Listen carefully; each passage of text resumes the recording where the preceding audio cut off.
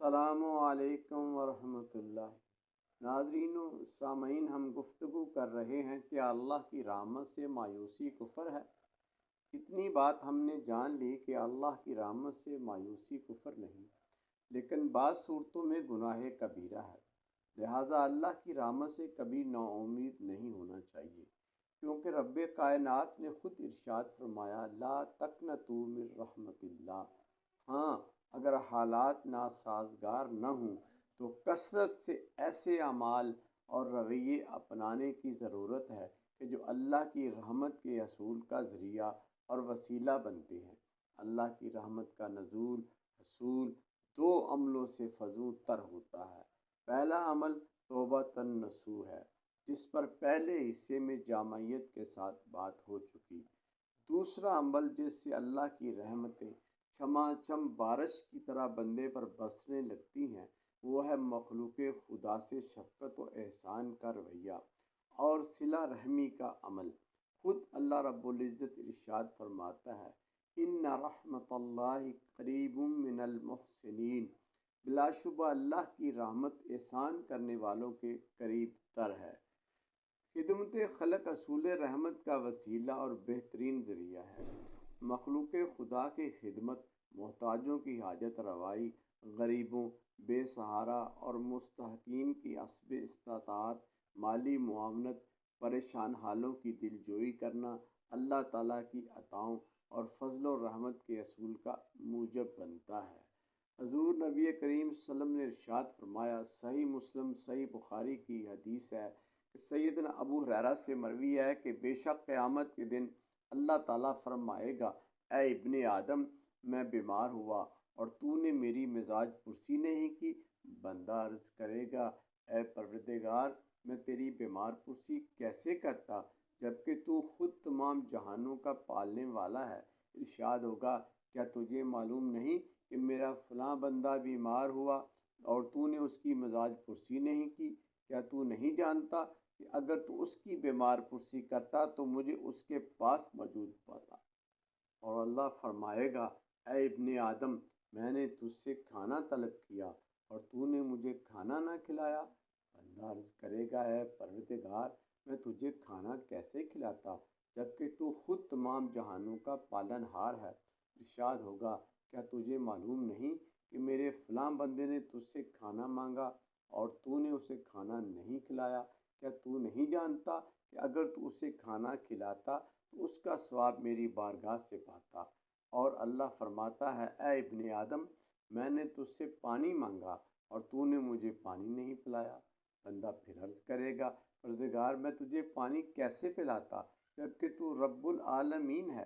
ارشاد ہوگا، میرے فلاں بندے نے تجھ سے پانی مانگا اور تو نے اسے پانی نہیں پلایا۔ کیا تجھے معلوم نہیں کہ اگر تو اسے پانی پلاتا تو اس کا ثواب تجھے میری بارگاہ سے ملتا؟ اس حدیث قدسی سے معلوم ہوا کہ اللہ کے بندوں کی خدمت اور ان کے ساتھ حسن سلوک اور دنیا کے معاملات میں ان سے تعاون کے جذبے اور اس کے عملی اظہار کو اللہ نے اپنی رضا اور اپنی نوازشات کے حصول کا وسیلہ بنایا ہے۔ نبی مکرم صلی اللہ علیہ وسلم نے ارشاد فرمایا، اللہ تعالیٰ اپنے بندے کی مدد اس وقت تک کرتا رہتا ہے جب تک بندہ اپنے بھائی کی مدد میں لگا رہتا ہے۔ لہٰذا جسے اللہ تعالیٰ کی مدد درکار ہے تو پھر اسے چاہیے کہ مخلوق خدا کی خدمت اور بندوں کی حاجت روائی کو اپنا شعار بنا لے، اس لیے کہ رحمت حق بہا نمی جوید، رحمت حق بہا نامی جوید، یعنی رحمت حق تعالیٰ اپنے بندوں پر برسنے کے لیے گناہوں پر پچھتاوے کے آنسو اور مخلوق خدا سے ہمدردی و احساس جیسے بہانے کی تلاش میں رہتی ہے، مگر ہم ہی غافل ہو گئے ہیں۔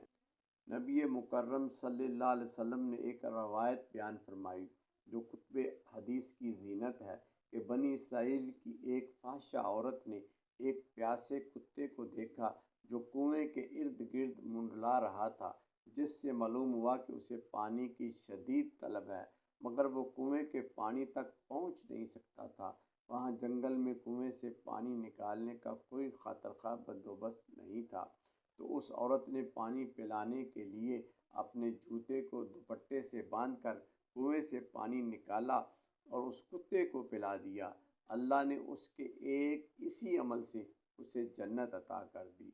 جب ایک جانور کو پانی پلانا اللہ کی رضا کا موجب بن سکتا ہے تو پھر اشرف المخلوقات کی خدمت سے وہ خالق کیوں نہیں خوش ہوگا؟ اور جب وہ بندے سے راضی ہوتا ہے تو پھر یقیناً اس کی نوازشات بھی برستی ہیں۔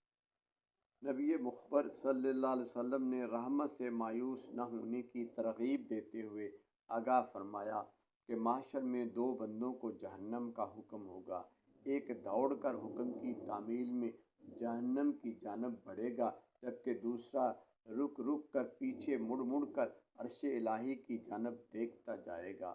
دونوں کو بلا کر اللہ باوجود جاننے کے ان کے عمل کے بارے پوچھے گا۔ تیزی سے بھاگ کر جانے والا عرض کرے گا، مولا دنیا میں تو تیری نافرمانی کرتا رہا، مگر آج جب تو نے حکم دیا تو میں نے سوچا کہ چلو آج تو اپنے رب کے حکم کی تعمیل بلا چونو چرا کر دوں۔ دوسرا کہے گا کہ میں اس لیے مڑ مڑ کر پیچھے دیکھتا تھا کہ اللہ تو 70 ماؤں سے زیادہ مہربان ہے، لہٰذا مجھے امید تھی کہ اللہ مجھ پر اپنی رحم کا دروازہ کھول دے گا۔ اللہ دونوں پر اپنا فضل فرما کر جنت عطا کر دے گا۔ رحمت دا دریا الہی تے وگدا ہر دم تیرا، جے کر بخشیں قطرہ مینوں تے کم بن جاندا میرا۔ قارئین محترم، آئیے اپنے احوال کا جائزہ لیں اور توبہ و استغفار کے بعد تقویٰ کی ایسی زندگی اختیار کریں جس میں خدمت خلق کا جذبہ اور صلہ رحمی کا شعار ہو۔ مخلوق خدا کے ساتھ حسن سلوک کے بہت سے انداز ہیں۔ ایک تو اپنے مال سے حاجت مندوں کی حاجت روائی کا ہے، دوسرا یہ کہ اپنا وقت دوسروں کی مدد اور رہنمائی میں صرف کیا جائے، اور تیسرا یہ کہ اپنی جسمانی قوت و توانائی اور اپنے اثر و رسوخ کے ذریعے مخلوق کے کام آیا جائے۔ ارشاد نبوی صلی اللہ علیہ وسلم ہے کہ جو شخص اپنے کسی بھائی کی ضرورت کو پورا کرنے کے لیے اس کے ساتھ گیا، پھر اس کا وہ کام کیا، تو اللہ تعالیٰ اسے وقت کے صرف کرنے کے بدلے قیامت کے روز اس کے اور جہنم کے درمیان 7 خندقوں کے برابر فاصلہ کر دیں گے، اور ان خندقوں کا حال یہ ہے کہ ان میں سے ایک خندق اتنی بڑی ہوگی جتنا زمین و آسمان کے درمیان فاصلہ ہے۔ گویا مخلوق خدا کی کسی بھی طور خدمت سے اللہ کی نوازشات بن مانگے ہی ہم پر ہماری توقع سے بھی زیادہ نازل ہوتی ہیں۔ زندگی کی راہیں آسان ہو جاتی ہیں، مشکلات دور ہو جاتی ہیں، ہماری خواہشات و آرزویں پوری ہونے لگتی ہیں، اور ہمارے لیے رزق کے دروازے وہاں سے کھولے جاتے ہیں جہاں سے ہمارا گمان بھی نہیں ہوتا۔ مولانا الطاف حسین حالی نے اس شعر میں نزول رحمت الہیہ کے فلسفہ کی خوب ترجمانی کی ہے۔ کرو مہربانی تم اہل زمیں پر، خدا مہرباں ہوگا عرش بریں پر۔ اللہ ہمیں عمل کی توفیق عطا فرمائے۔